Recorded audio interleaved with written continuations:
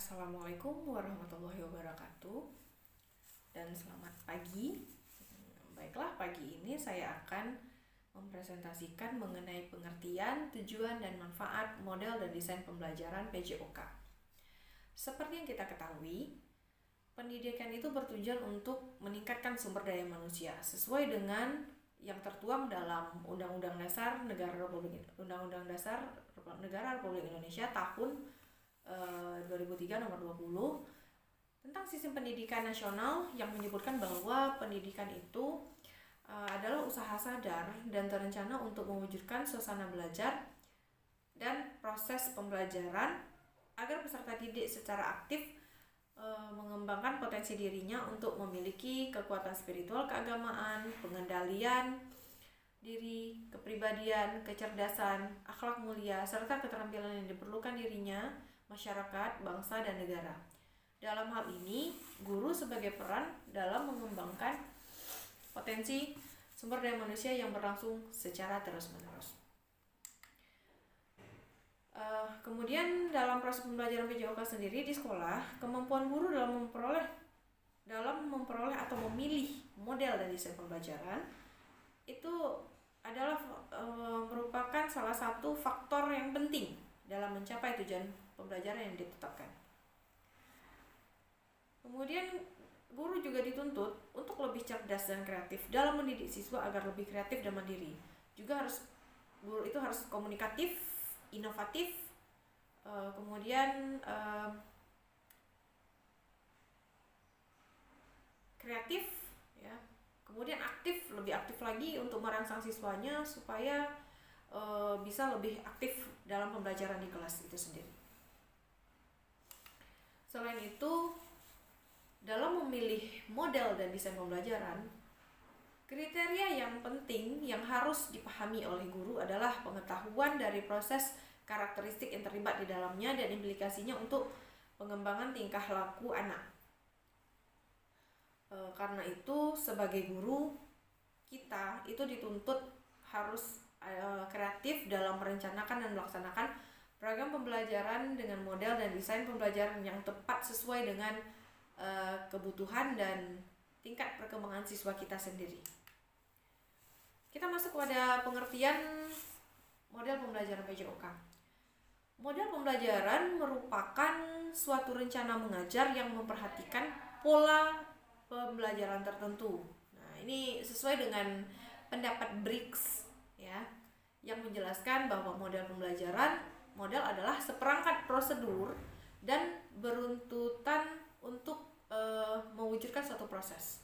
Nah, dengan demikian model pembelajaran ini merupakan seperangkat prosedur, ya, atau berurutan untuk melaksanakan proses pembelajaran itu sendiri.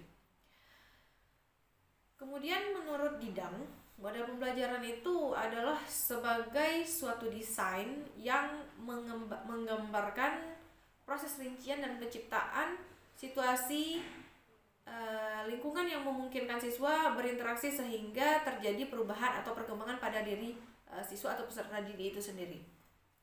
Jadi model pembelajaran itu merupakan bentuk pembelajaran yang tergambar dari awal sampai akhir yang disajikan secara khas oleh seorang guru. Meskipun secara teoritis tersedia cukup banyak model pembelajaran yang digunakan oleh guru PJOK, di dalam pelaksanaan pembelajaran, guru seyogyanya memilih model yang paling efektif dan paling cocok untuk diajarkan di satu kelas. Kemudian kita masuk kepada pengertian desain pembelajaran PJOK. Desain pembelajaran ini, ya, menurut Gagner, ya, itu disusun untuk membantu proses belajar siswa. Seperti yang Gagner katakan tadi, dia mengatakan bahwa proses belajar seorang siswa itu dapat dipengaruhi oleh dua hal, yaitu faktor internal dan eksternal. Nah, untuk desain sendiri itu merupakan faktor eksternal atau pengaturan lingkungan dan kondisi yang memungkinkan siswa dalam dapat belajar. Kemudian pengertian desain itu sendiri itu istilahnya sebenarnya diambil dari bahasa Inggris yang berarti perencanaan atau rancangan. Ada pula yang mengartikan desain itu sebagai persiapan. Ya. Jadi dalam ilmu manajemen pendidikan itu ada ilmu administrasi pendidikan atau ilmu administrasi pendidikan, perencanaan itu disebut sebagai planning. Ya, istilahnya planning yang merupakan persiapan menyusun suatu keputusan berupa langkah-langkah penyesuaian suatu masalah atau pelaksanaan suatu pekerjaan yang terarah pada pencapaian tertentu. Nah, dengan demikian dapat kita simpulkan bahwa desain pembelajaran adalah praktek menyusun media, teknologi, komunikasi, dan isi untuk membantu agar dapat terjadi transfer pengetahuan secara efektif antara guru dan peserta didik itu sendiri. Kemudian proses ini berisi penentuan status awal dari pemahaman peserta didik, perlakuan berbasis media untuk membantu terjadinya transisi. Idealnya proses ini berdasar pada informasi dari teori belajar yang sudah teruji secara pedagogis dan dapat terjadi hanya pada siswa, dipandu oleh guru dan atau dalam latar belakang komunitasnya. Kemudian desain pembelajaran merupakan proses secara keseluruhan tentang kebutuhan dan tujuan belajar serta sistem penyampaiannya. Untuk memahami lebih lanjut ya tentang teori aplikasi desain pembelajaran ini sendiri, dikenal berbagai model desain pembelajaran yang menggunakan pendekatan-pendekatan tertentu. Ya, contohnya seperti model ADDIE, AGI, model Assure, model Dick and Carey, model PPSI, model AT dan T, model Degeng, model pengembangan instruksional atau MPI, kemudian model Gerald and Ellie, model CAM, model ESD, dan lain sebagainya. Kemudian tujuan model dan desain pembelajaran PJOK itu ya, yang pertama, menurut Joyce and Weil, model pembelajaran itu memiliki tujuan yang pertama untuk membantu siswa belajar, membangun pengetahuan belajar, bagaimana belajar, termasuk belajar dari suatu sumber belajar, dari ceramah, film, tugas membaca, atau semacamnya. Kemudian model pembelajaran itu dirancang untuk meningkatkan kemampuan siswa dalam memproses informasi lebih baik, termasuk metode untuk menyajikan informasi agar siswa dapat belajar dan mempertahankannya dengan lebih efektif dan mengoperasikan lebih konseptual sistem yang membantu menghafal, mengajar siswa, mengumpulkan dan mengorganisasikan informasi secara konseptual, dan untuk mengajarkan siswa menggunakan metode dengan disiplin untuk terlibat dalam penalaran kausalitas dan menguasai konsep. Kemudian menurut Morrison dan Ross and Camp, ya, tujuan sebuah desain pembelajaran adalah untuk mencapai solusi terbaik dalam memecahkan masalah dan dengan memanfaatkan sejumlah informasi yang tersedia.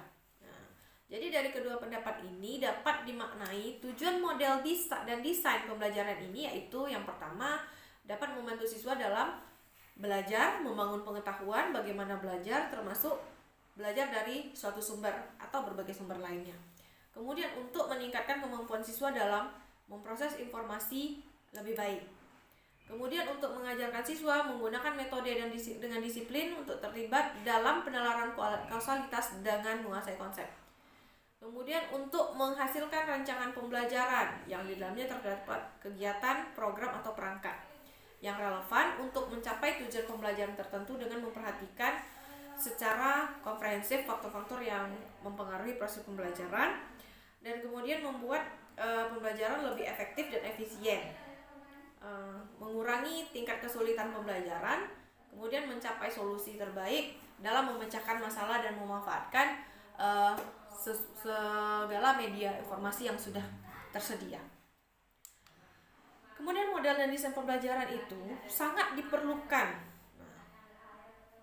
dan bermanfaat sekali. Ya, jadi kita sudah masuk kepada manfaat model dan desain pembelajaran itu sendiri. Ya, model dan desain pembelajaran ini bermanfaat untuk mengembangkan kemampuan guru atau dosen, kemudian pengembangan sumber belajar, pengembangan sistem pembelajaran, serta pengembangan organisasi. Baiklah, Itulah presentasi dari saya. Mohon maaf apabila ada salah dan kurang. Wabillahi taufiq wal hidayah. Wassalamualaikum warahmatullahi wabarakatuh. Salam olahraga.